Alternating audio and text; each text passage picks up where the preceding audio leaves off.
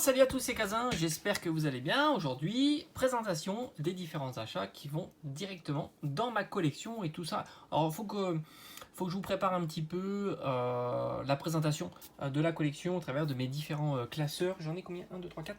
J'ai 4 classeurs qui se remplissent au fur et à mesure des différents achats. Hein. Il y a une partie double, il y a une partie collection en fonction des différents formats d'ultra. Puis aussi après mes classeurs custom avec les cartes communes, peu communes de différents Pokémon que j'affectionne particulièrement. Allez, on va commencer par cette magnifique carte que j'ai eue pour 3 euros. Très jolie Palkia originelle V que tu pouvais trouver dans les coffrets. Alors c'était des coffrets qui étaient assez chers, mais au final tu trouves les cartes promo pour pas trop cher. Et d'ailleurs je crois que le Palkia est légèrement moins cher que le Dialga, et pourtant je trouve que cette illustration est beaucoup plus réussie. Alors évidemment ce sont des prix que je te donne en Nearmint, voilà. Enfin, je vais pas te dire sortie de booster, mais là sortie de coffret, hein, tout simplement. Très content. C'est des cartes qui sont vraiment super bon marché en ce moment, donc si tu les as pas dans ta collection, je dirais pas que c'est le moment parce qu'en fait j'en sais rien. Peut-être qu'elles vont vouloir 50 centimes plus tard, mais disons que le budget est plutôt raisonnable pour une carte très jolie comme ça. Et si tu les compares à différentes promos dans le passé, elles ont tendance à monter par la suite, tout simplement parce que il y en a moins, elles sont issues de coffrets. Et du coup, même si les boosters continuent dans la série, le coffret, lui, n'est plus ressorti. Et par conséquent, il y a moins de cartes comme ça qui circulent, elles sont plus dans les collections. On continue avec une carte, et franchement, dès que j'ai l'occasion de la mettre dans une commande, je la mets systématiquement. C'est la petite carte promo. Je vous l'avais déjà dit, hein, carte promo de EV2. De l'ETB. C'est une carte que tu peux trouver pour 4 euros. C'était mon cas en tous les cas. Je me demande même si tu pourras pas la trouver plus tard à 3 euros. C'est pas impossible. Et franchement, une carte comme ça à 3 euros ou 4 euros, c'est juste exceptionnel. Là aussi, hein, dans le temps fait que ça va se rarifier, hein, normal, hein, parce que les ETB sont pas produites de façon infinie. Et je la trouve vraiment super réussie. Je pense que c'est une des plus belles cartes promo qu'ils ont sorties dans les ETB. Dans les ETB récentes, ouais, puis bon, même les séries .5, parce que maintenant il y a des cartes promo dans toutes les ETB, et ça c'est plutôt cool, il y en aura encore plus du coup. Mais c'est vrai que si tu la compares aux anciennes cartes promo qui étaient proposées dans les ETB, je trouve qu'elle est super réussie, hein. Franchement, super réussie. Ça c'est cool. On continue avec une petite carte à 1 euro. Je trouve qu'elle est vraiment réussie. C'est la TG04 de Liputu. Là aussi, c'est des cartes qui, franchement, valent pas très cher. Est-ce que ça va durer ou pas? J'en sais rien. Mais est-ce que ça peut descendre plus bas? J'ai envie de te dire que ça semble très compliqué, puisque ce sont des cartes qui sont quand même des petites ultras et qui tombent pas aussi facilement.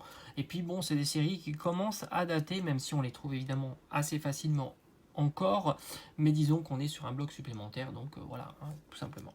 On continue, et je vous l'avais déjà présenté, un Absol incroyable, là aussi pour 2 euros. Franchement, Absol, c'est un Pokémon très populaire, plutôt compliqué par la suite à trouver à petit prix. Et en plus, on est sur une GG de Zénith Suprême. Zénith Suprême, c'est vraiment la série qui termine épée bouclier. Série qui reste encore très bon marché, puisqu'on peut trouver encore pas mal de boosters en boutique. Hein. J'en ai vu encore, ne serait-ce hier, hein, tout simplement, quand j'ai fait ma petite tournée de boutique. Tu trouves encore des Pokébox de Zénith Suprême, donc ça explique évidemment ça, hein, le fait que ce soit une série qui est plutôt généreuse, qui a encore bon marché puisqu'on les trouve en boutique. Les cartes restent plutôt très accessibles, et ces GG là sont pas chers du tout. Voilà, donc moi je vous les conseille évidemment. Maintenant, c'est votre choix personnel, hein.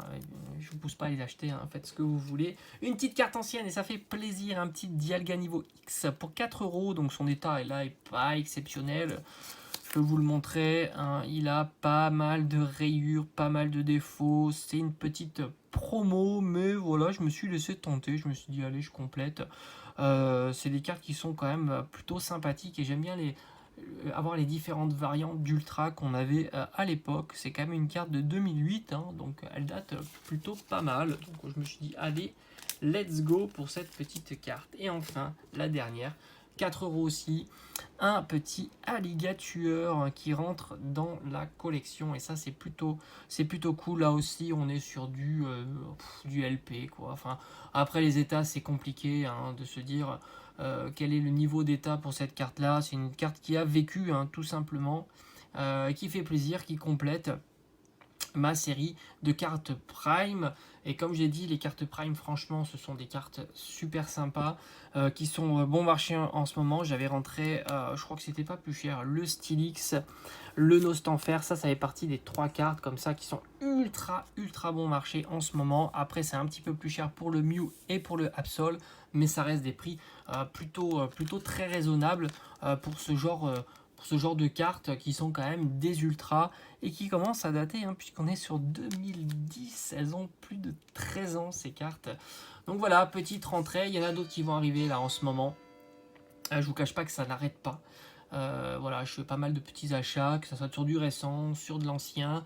Il va falloir que je commence à compléter EV3. D'ailleurs, je vous ferai peut-être une vidéo la semaine prochaine des prix EV3 qui sont en train de descendre. Il y a peu de hype sur cette série-là. Je me suis un petit peu trompé. Je pensais que ça allait être un petit peu plus hypé, sachant qu'il y a les Dracofeu qui est à l'intérieur. Est-ce que c'est parce que les ouvertures sont plutôt très généreuses qui ont fait que les prix se sont cassés la figure, ou tout simplement il y a les deux très généreuses et en même temps les gens sont peut-être pas trop intéressés par ces cartes-là. En tous les cas, c'est intéressant de regarder tout ce qui se passe puisque les prix sont quand même très sympas. Du coup, c'est cool. Ça va éviter d'acheter des boosters et plutôt d'acheter les cartes à l'unité. Allez, je vous dis à bientôt sur la chaîne. Portez-vous bien. Ciao, ciao.